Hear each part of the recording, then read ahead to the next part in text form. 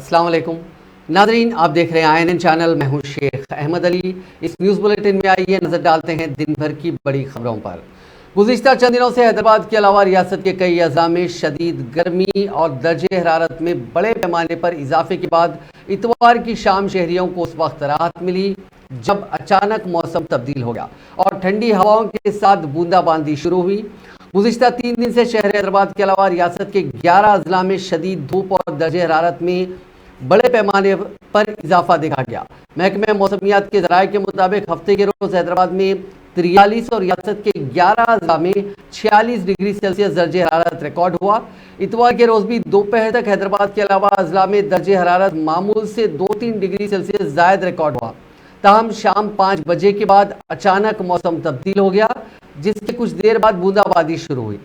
शहर हैदराबाद के दिलसुख नगर, हयात नगर, वनस्थलीपुरम, LB नगर, मूसाराम बाग, मलकपेट, चादरघाट, अफजलगंज, पुराने शहर के कई इलाकों में शाम 5 बजे के बाद बूंदाबांदी हुई, जबकि शहर के दीगर इलाकों में तेज हवाओं के साथ औसत बारिश होने की इतला है। कई अजला बशमूल आसिफाबाद, मेदक, संगारेड्डी, सिद्दीपेट में भी तेज हवाओं के साथ बारिश हुई। बारिश की वजह से कई मकामात पर बरखी सरबराही मजदूर कर दी गई। मंचिरियाल जिले के मुख्तलिफ मकामात बशमूल मंचिरियाल और निर्मल जिले में तेज हवाओं के साथ बारिश की इतला है, जहां निर्मल में आज चीफ मिनिस्टर चंद्रशेखर राव ने कलेक्ट्रेट की नई इमारत का इफ्तिताह किया। इफ्तिताही तकरीब से कबल तेज हवाओं की वजह से चीफ मिनिस्टर के जलसे आम के मकाम पर फ्लेक्सी और बैनर उखड़ गए। आज सुबह से ही चीफ मिनिस्टर के दौरे के पेश नज़र निर्मल और उसके अतराफ के इलाकों में बड़े पैमाने पर कमाने और फ्लेक्सी बोर्ड्स लगाए गए थे, जो हवा से गिर गए। इस दौरान महकमे मौसमियात के ज़राए ने बताया कि रियासत में आइंदा 2-3 दिन तक बारिश हो सकती है। हैदराबाद के महकमे मौसमियात के अहदेदारों ने बताया कि इतवार की शाम से पीर की सुबह तक रियासत के कई मकामात पर औसत से मूसलाधार बारिश हो सकती है।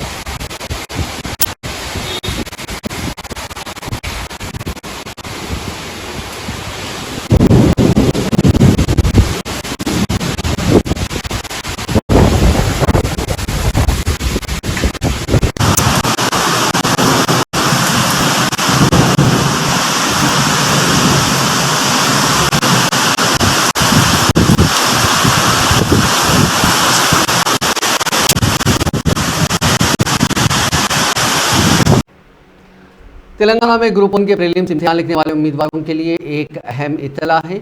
तेलंगाना पब्लिक सर्विस कमीशन ने कहा कि गुज़िश्ता साल मुनक़िदा ग्रुप 1 प्रीलिम्स इम्तिहान मनसूख कर दिया गया है। इसके लिए पुराने हॉल टिकट गैर कारकर्द हो गए हैं। उम्मीदवारों को नए हॉल टिकट जारी किए जा रहे हैं। कमीशन की वेबसाइट पर हॉल टिकट पेश कर दिए गए हैं। कमीशन की सेक्रेटरी अनीता रामचंद्रन ने कहा कि इन हॉल टिकट्स को वेबसाइट www.tspsc.gov.in के जरिए डाउनलोड किया जा सकता है। उन्होंने वाज़ेह किया कि मनसूख शुदा इम्तिहान के हॉल टिकट्स कबूल नहीं किए जाएंगे। OMR शीट का नमूना वेबसाइट पर दस्तियाब कराया गया है और उम्मीदवारों को मशवरा दिया जाता है कि वो इसे 2 बार चेक कर लें। इम्तिहान के लिए सिर्फ 1 हफ्ता बाकी रह गया है, जिसके पेश नज़र कमीशन ने इम्तिहान के इंतजामात मुकम्मल कर लिए हैं। कमीशन के अहदेदारों ने पहले ही कलेक्टर्स, SPs, पुलिस कमिश्नरों और इम्तिहानात के सुपरिटेंडेंट के साथ खुसूसी मीटिंग की थी। इम्तिहानी मराकज़ पर सेक्शन 144 नाफिज होगा। हैदराबाद और बड़े शहरों में ट्रैफिक कंट्रोल के लिए भी खुसूसी मनसूबाबंदी की जा रही है।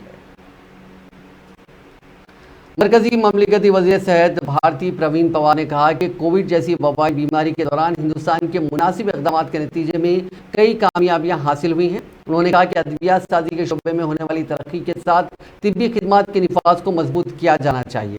उन्होंने HICC सेंटर हैदराबाद में G20 हेल्थ वर्किंग ग्रुप के इजलास से खिताब करते हुए कहा कि आलमी निज़ाम सेहत और इलाकाई तिब्बी निज़ाम के हम आहंग होने की ज़रूरत है।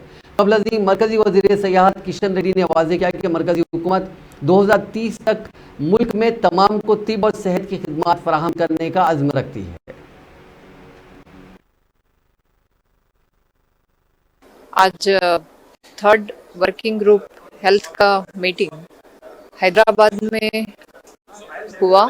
उसमें जैसे हम डेलीगेट के साथ चर्चा करते हैं तो सारे G20 के कंट्रीज ने यहाँ पे भाग लिया है और जैसा कि पेंडेमिक में एक अनुभव किया कि किस तरह से आपत्ति आती है तो क्या क्या सुविधाएं होनी चाहिए, और आदरणीय प्रधानमंत्री नरेंद्र मोदी जी के नेतृत्व में हमने ये करके दिखाया। चाहे वो मेडिसिन का हो या फिर वैक्सीन का हो, सप्लाई गांव-गांव तक पहुंचाने में हम कामयाब रहे। इसी बात को चर्चा करने के लिए आज जो G20 प्रेसिडेंसी की मीटिंग है हैदराबाद में, जिसमें हेल्थ इमरजेंसी पे भी आज चर्चा होगी, जिसमें प्रिवेंशन, प्रिपेयर्डनेस और रिस्पांस पर हम लोग चर्चा कर रहे हैं और आगे जाके रणनीति क्या होनी चाहिए ताकि ग्लोबल लेवल पे हम कोलैबोरेशन में क्या काम करेंगे। पहला हेल्थ इमरजेंसी टॉपिक महत्वपूर्ण है, वैसे ही हमारा दूसरा जो टॉपिक है वो स्ट्रेंथनिंग और सर्विलेंस पे। जैसे हमने वैक्सीन हो या फिर अलग अलग मेडिसिन हो वो सप्लाई करना हो, या फिर डायग्नोस्टिक में हमें आगे जाके क्या करना है, इस बारे में यहाँ पे आज इस विषय पे भी ये भी एजेंडा है, इसमें भी चर्चा होगी। और तीसरा जो है हमारा डिजिटल हेल्थ, और डिजिटल को लेके आज इंडिया में कौन से बेस्ट प्रैक्टिसेस चल रहे हैं या फिर कोई अदर कंट्रीज है जिसमें क्या अच्छी इनोवेशन है, उसको लेके ये भी चर्चा होगी। हम जैसे प्रधानमंत्री जी का कहना है कि टेक्नोलॉजी से जुड़िए और लोगों तक ये सेवा सुविधाएं पहुंचाइए। जैसे हमारे भारत में आज 1.5 लाख के करीब हेल्थ एंड वेलनेस सेंटर और टेली कंसल्टेशन ई संजीवनी के माध्यम से लोगों को सुविधा दे रहे हैं। पेशेंट को गांव में ही एक्सपर्ट डॉक्टर की राय भी मिल रही है, ट्रीटमेंट भी मिल रही है। और इसी चर्चा, इसी एजेंडा को हेल्थ इमरजेंसीज, डायग्नोस्टिक और हमारे डिजिटल हेल्थ, इसको चीफ मिनिस्टर चंद्रशेखर राव ने आज निर्मल में इंटीग्रेटेड कलेक्ट्रेट की इमारत का इफ्तिताह किया। बादशाह कलेक्टर के चेंबर में पहुंचकर जिला कलेक्टर निर्मल वरुण रेड्डी को उनकी कुर्सी पर बिठाया और उन्हें गुलदस्ता पेश किया। इस मौके पर चीफ सेक्रेटरी शांति कुमारी, रियासती वुज़रा इंद्रकरण रेड्डी, प्रशांत रेड्डी, रुकने पार्लियामेंट संतोष कुमार, अरकान असेंबली जोगुरा मन्ना, बालका सुमन, जीवन रेड्डी, रेखा नायक और दूसरे मौजूद थे। निर्मल रूरल मंडल के येलापल्ली गांव के मजाफात में 56 करोड़ की लागत से इंटीग्रेटेड कलेक्ट्रेट की इमारत तामीर की गई। कलेक्ट्रेट का दफ्तर 16 एकड़ अराजी पर मुश्तमिल है, जिसमें 1,20,000 स्क्वायर मीटर पर ग्राउंड फ्लोर के अलावा मजीद 2 फ्लोर्स कलेक्ट्रेट की इमारत के लिए तामीर किए गए हैं।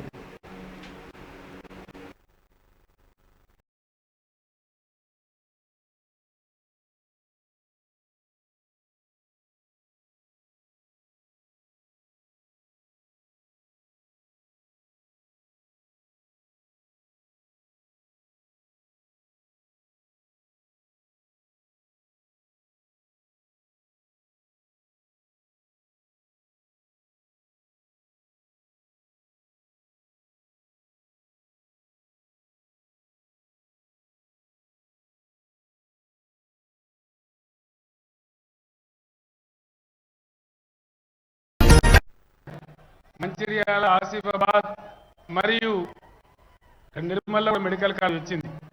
మన ప్రభుత్వం ప్రారంభించినటువంటి సూచన నేను చూసిన హిందీ పెట్టేసి సూచన नीचे कर दो।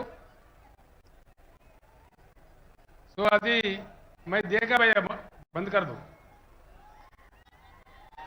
मैं देखा बंद कर दो।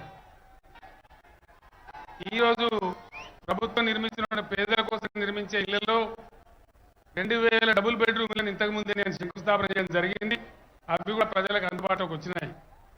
ఆ విధంగా కులాలకు, మతాలకు, జాతులకు కాకుండా 50 మంది ప్రజలు ఎవరు పేదవాళ్ళు ఉంటే వాళ్ళని ఆదుకోవాలనే ఉద్దేశంతో అనేక సంక్షేమ కార్యక్రమాలు మనం చేసుకుంటా ఉన్నాం. గతంలో రెవెన్యూ డిపార్ట్మెంట్లో చాలా భయంకరమైన దోపిడీ. वज़ीर आला चंद्रशेखर राव के दौरे निर्मल के मौके पर पुलिस ने बीजेपी के कायदीन और कारकुनों को एहतियाती तौर पर हिरासत में ले लिया। वज़ीर आला के दौरे के मौके पर इम्कानी एहतजाज के पेश नज़र उनको हिरासत में लिया गया। पुलिस ने साबिक रुकन असेंबली महेश्वर रेड्डी को घर पर नज़रबंद कर दिया। उन्होंने घर पर नज़रबंदी की शदीद मुखालिफत करते हुए कहा कि रियासत में अनारकी की सूरत हाल पाई जाती है। उन्होंने जोर देते हुए कहा कि वज़ीर आला के दौरे के मौके पर अपोजिशन के कायदीन और कारकुनों को हिरासत में लेना बिल्कुल मुनासिब नहीं है। बीजेपी कायदीन मोहन राव पटेल, रामाराव पटेल और दीगर कारकुनों को पुलिस ने हिरासत में ले लिया।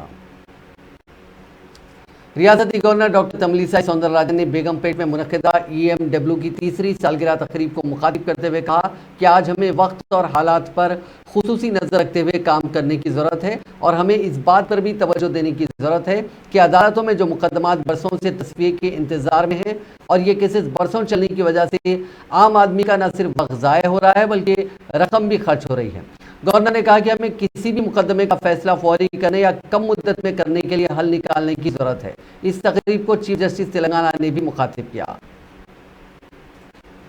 वज़ीर दाखिला मोहम्मद महमूद अली ने वज़ीर अफजाइश मवेशियात लसनी श्रीनिवास यादव के साथ मिलकर नेकलेस रोड पर सुरक्षा दिवस रैली का इफ्तिताह किया। इसके अलावा उन्होंने खिताब करते हुए दावा किया कि मुल्क भर में तेलंगाना पुलिस नंबर 1 है। वज़ीर दाखिला ने बताया कि वज़ीर आला चंद्रशेखर राव ने तेलंगाना पुलिस के लिए बड़े पैमाने पर इक़दाम करते हुए न सिर्फ असली पुलिस स्टेशनों का काम अमल में लाया बल्कि पुलिस ओहदेदारों में नई मोटर कारें और मोटरसाइकिलें फराहम करने के इक़दाम किए और हर पुलिस स्टेशन में स्टेशनरी के अलावा दीगर ज़रूरी चीज़ें खरीदने के लिए फंड जारी किए गए। उन्होंने तेलंगाना पुलिस को फ्रेंडली और चंद्रशेखर राव को नंबर 1 CM करार दिया। ఎటువంటి అవాంఛనీయ సంఘటన స్టేషన్స్ లో పనిచేస్తూ నేరాలు నివారించడానికి petrol cars, intercept vehicles,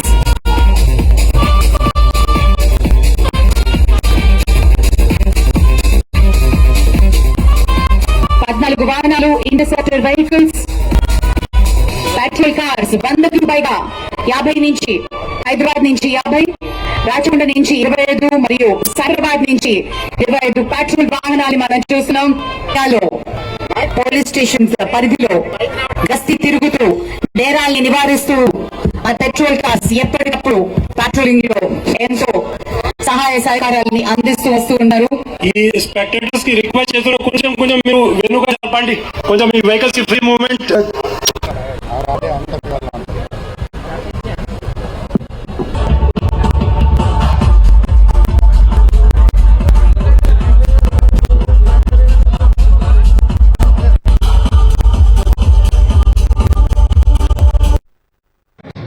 celebrate చేస్తున్నారు.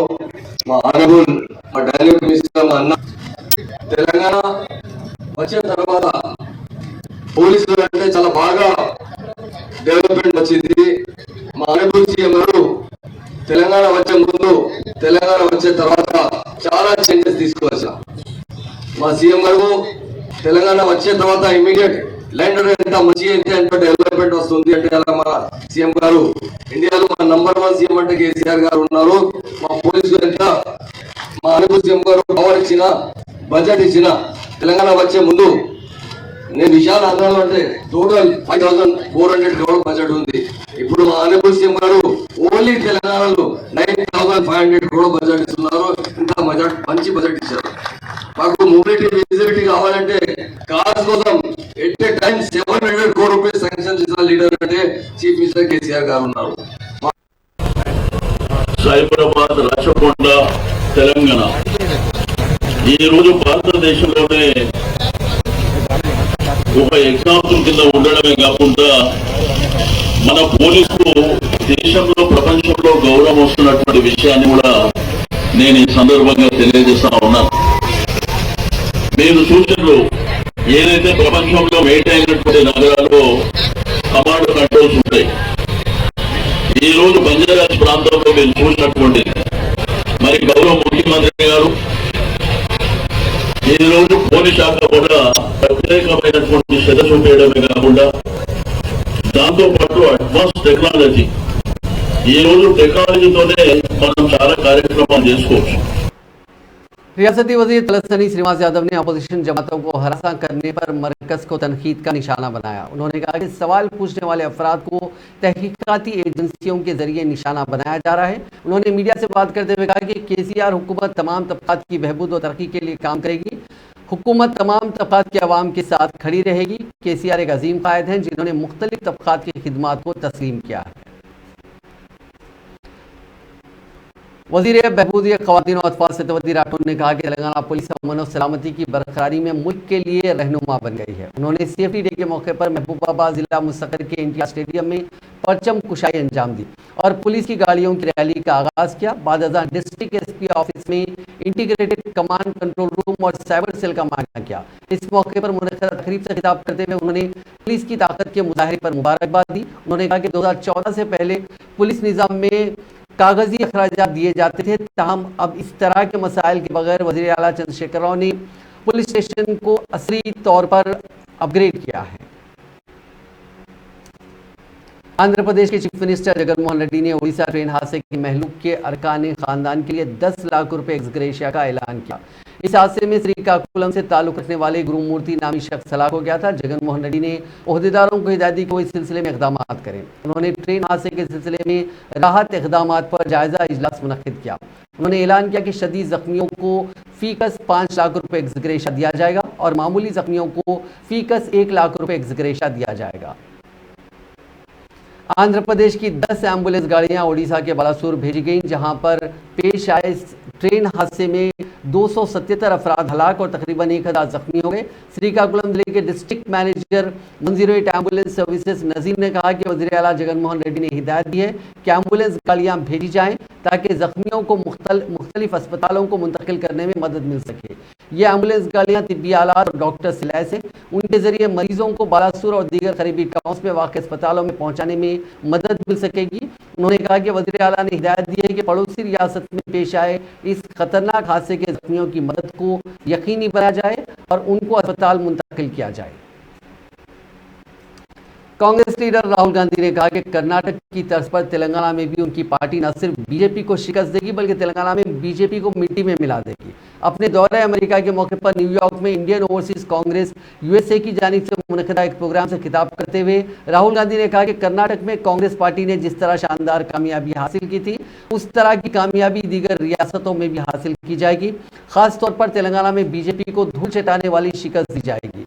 राहुल गांधी ने कहा कि सिर्फ कांग्रेस पार्टी नहीं बल्कि नफरत फैलाने वालों को शिकस्त देने हर शख्स तैयार है।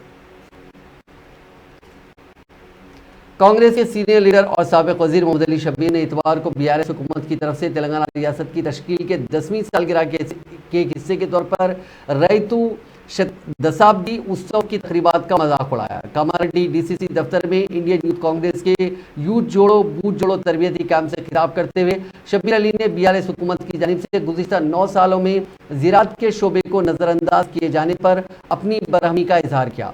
उन्होंने चीफ मिनिस्टर चंद्रशेखर राव पर कर्ज माफ़ी और किसानों के लिए मुफ्त खाद जैसे वादों को पूरा करने में नाकाम होने का इल्ज़ाम लगाया।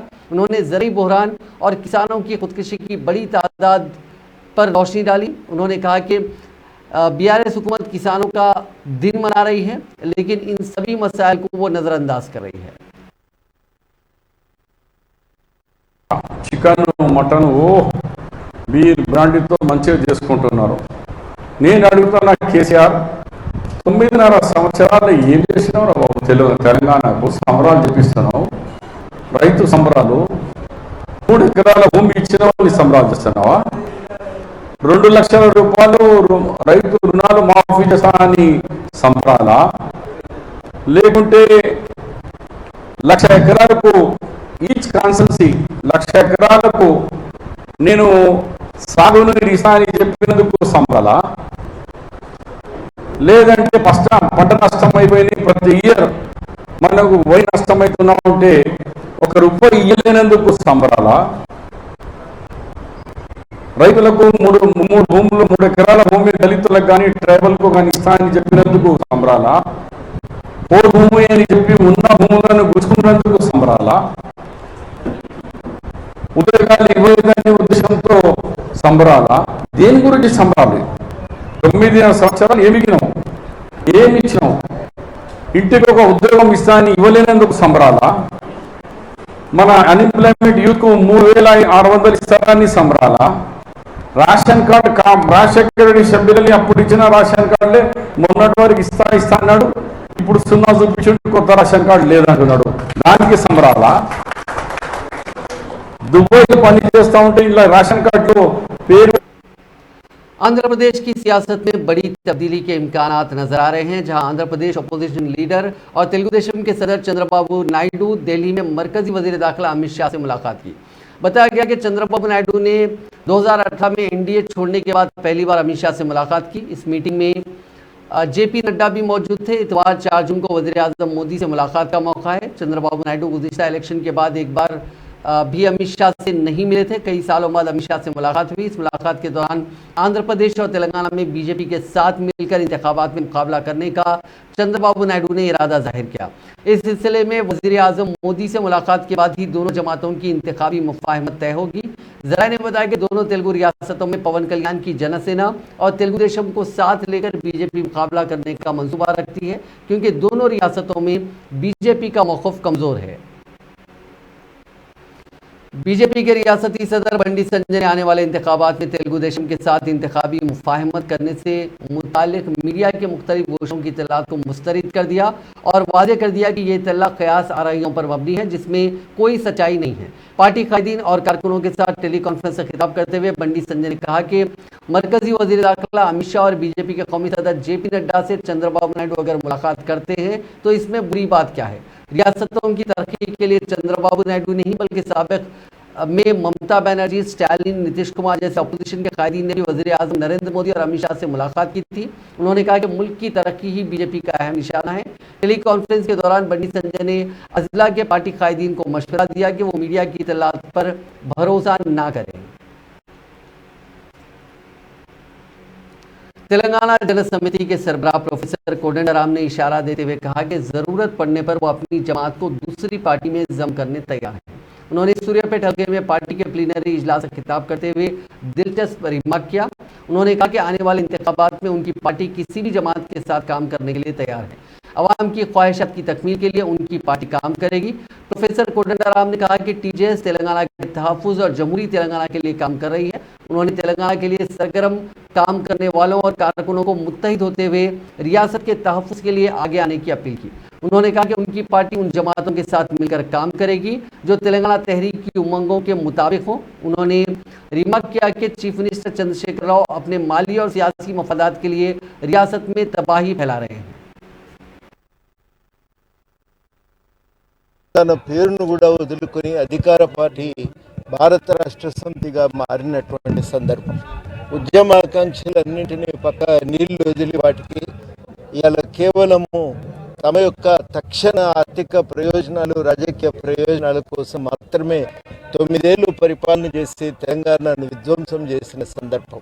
ఇవాళ విద్యా వైద్యం దక్కలేదని, ఉపాధి కల్పన కానేలేదని, చిన్న సన్న రైతులు, కౌలు రైతులకు ఇలా ఎదురవుతున్న ఇబ్బందులు, మార్కెట్లలో దోపిడీ, అకాల వర్షాల వల్ల జరిగిన పంట నష్టానికి పరిహారం దొరకకపోవటం, పోడు రైతులకు పట్టాలు ఇవ్వకపోవటం, ఇట్లాంటి అనేక दिल का दौरा पड़ने से सरकर्दा माओनवाज लीडर के सुदर्शन की मौत हो गई। 31 मई की दोपहर को छत्तीसगढ़ में उन्हें दिल का दौरा पड़ा, जिसके नतीजे में उनकी मौत हो गई।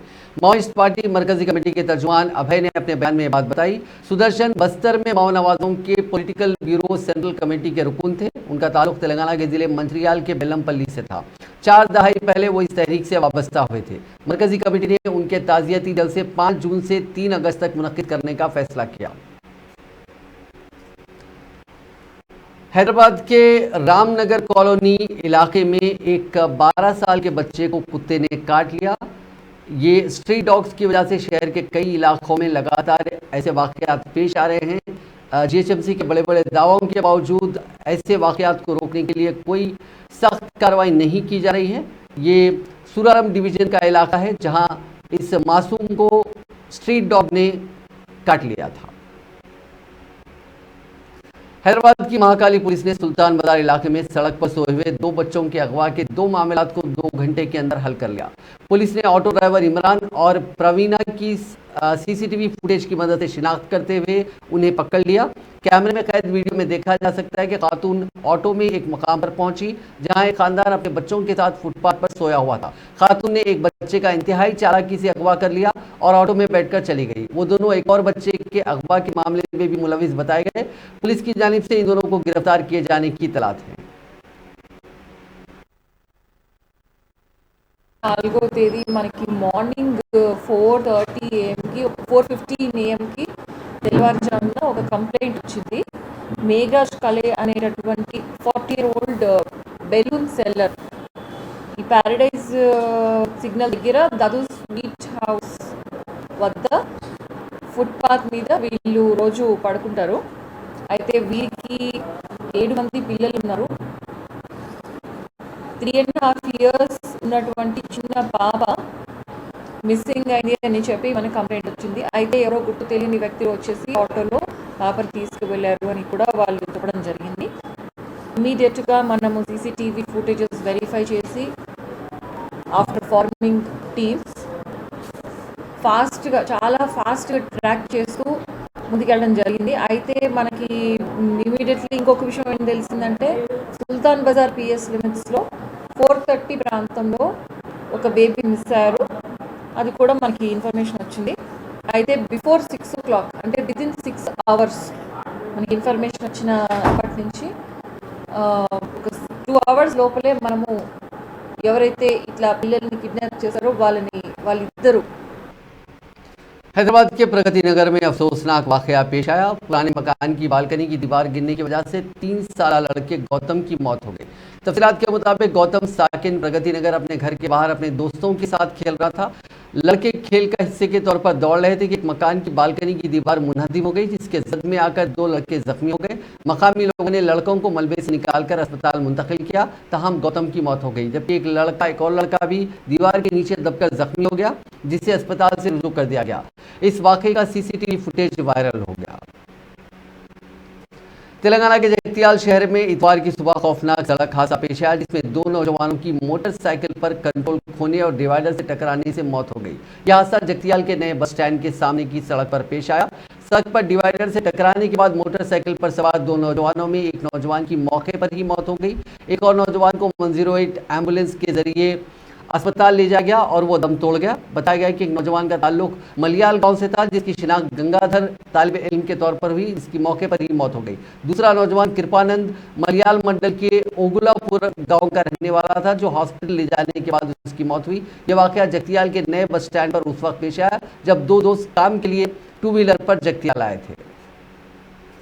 अमेरिका के न्यू जर्सी में कार के शोलापोश होने के वाकये में तेलंगाना का एक तालिब इल्म जिंदा झुलसकर हलाक हो गया। उसकी शिनाख्त शैलेश गुरुपू के तौर पर की गई, जो ब्रिजपोर्ट यूनिवर्सिटी न्यू जर्सी में तालीम हासिल कर रहा था। जराये के मुताबिक ये वाकया उस वक्त पेश आया जब शैलेश की कार में अचानक आग लग गई और देखते ही देखते उस आग ने पूरी कार को अपनी लपेट में ले लिया और शैलेश उसमें से निकलने से कासिर रहा, जिसके नतीजे में वो जिंदा झुलसकर हलाक हो गया। उसको बचाने की कोशिशें की गई, जो रायगाह साबित हुई। इसका ताल्लुक जिले निजामाबाद के भीमगढ़ गांव से है। उसके पसमंदगान में वालिदैन और 2 छोटी बहनें शामिल हैं। उसके दोस्त उसकी लाश को आबाई मकाम लाने के इंतजाम कर रहे हैं। आंध्र प्रदेश के जिले काकीनाडा में पेश आए सड़क हादसे में 3 अफराद हलाक हो गए। यह हादसा जिले के एक कोत्तापल्ली देहात के करीब इतवार की सुबह के अवलीन सातों में उस वक्त पेश आया जब लॉरी के ड्राइवर ने उसका तवाजुन खो दिया और ये लॉरी बेकाबू होकर सड़क के करीब मंदिर में घुस पड़ी। ये लॉरी अनारम से ऊंटनी मामड़ी की सिम जा रही थी कि कोत्तापल्ली में सड़क के किनारे पानी के टैंकर से टकराकर करीब में वाक़ मंदिर में घुस पड़ी। इस हादसे में लॉरी ड्राइवर, जिसकी शिनाख्त 28 साल शेखर के तौर पर की गई है, उसके साथ साथ क्लीनर 23 साल नागेंद्र और मंदिर में महवेकाब 48 साल लक्ष्मण राव मौके पर ही हलाक हो गए। महकमा जंगलात के अहदेदारों ने तेलंगाना के जिले महबूबनगर के केसीआर अर्बन इको पार्क के गुलबंगले में तेंदुए की नकल हरकत का पता चलाया। वहां नस्ब 16 ट्रम्प कैमरों ने इस जंगली जानवर के घूमने के मनाज़िर रिकॉर्ड किए। अर्बन इको पार्क से मुतालिक गोलबंगले को हाल ही में असली बनाया गया और एक वॉच टावर नस्ब किया गया। चूंकि इस इलाके में अतराफ में घना जंगल है, इसलिए जंगली जानवर यहाँ उमूमन घूमते रहते हैं। वज़ीर स्पोर्ट्स श्रीनिवास गौड़ ने हाल ही में कहा था कि 9 साल से जंगलात के तहफ़्फ़ुज़ की वजह से जंगली जानवरों की नकल मकानी में इजाफा हुआ। अर्बन इको पार्क में सरसब्जी और शादाबी में इजाफा किया गया, जिसकी वजह से पार्क में जंगली जानवरों की आमद में इजाफा हो गया है। नाज़रीन, इस न्यूज़ बुलेटिन में बस इतना ही। आप देखते रहिए INN चैनल।